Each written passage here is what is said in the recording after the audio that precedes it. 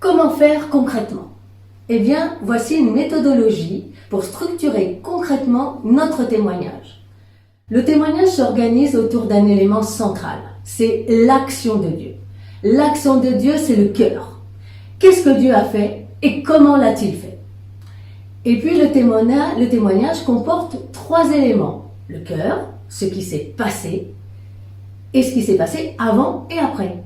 Avant, comment étais-je dans ma relation à Dieu et aux autres? Et après, quel a été le changement, l'impact de la présence de Dieu? On peut commencer par s'intéresser au cœur. Qu'est-ce que Dieu a fait et comment ai-je reconnu que c'était Dieu qui agissait? Qu'est-ce qu'il m'a fait découvrir de son amour? Une fois que l'on a le cœur, on va pouvoir décliner quand et où il l'a fait dans ma vie. À quel âge? Où tu étais? Par quels moyens le Seigneur a agi? Est-ce que c'était par une prédication, une discussion avec un ami, un livre, une lecture de la Bible? Je vous propose de mettre cela par écrit, en distinguant bien le cœur, l'action de Dieu, l'avant et l'après. Cela vous permettra de clarifier les choses et du coup d'être plus audible pour ceux à qui vous serez amené à témoigner.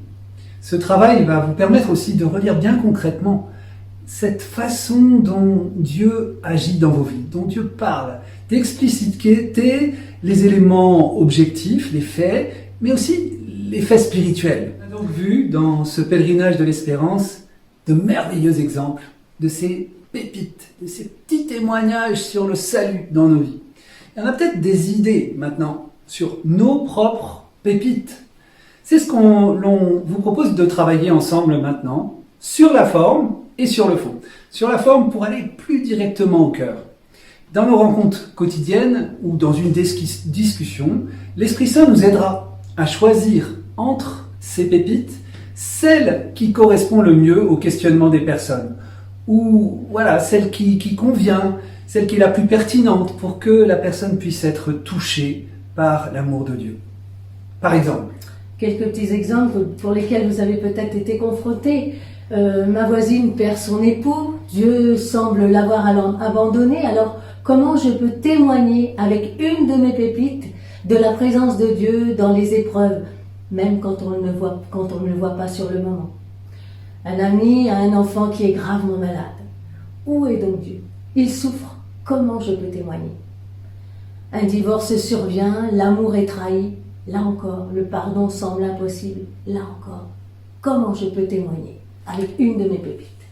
Alors quand on a trouvé le sujet, la pépite dont on aimerait témoigner, sur la forme, veillez à 4 points qu'on peut retenir par A, B, C, J. A comme authentique. Si le Seigneur vous a choisi pour rencontrer telle ou telle personne, c'est qu'il veut passer par l'intermédiaire de vos vies et des transformations qu'il a opérées en vous pour toucher ces personnes. B comme bref. Il faut être assez long pour dire sa joie, mais pas trop pour ne pas s'ennuyer non plus. Ne pas perdre notre interlocuteur en route. C'est centré sur le Christ. Car le but du témoignage, c'est pas de me raconter, mais de permettre au Seigneur de manifester son œuvre dans ma vie.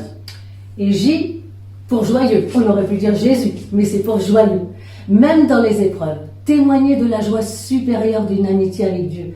Nous ne témoignons pas de nos forces, mais de ce que Dieu a fait pour nous.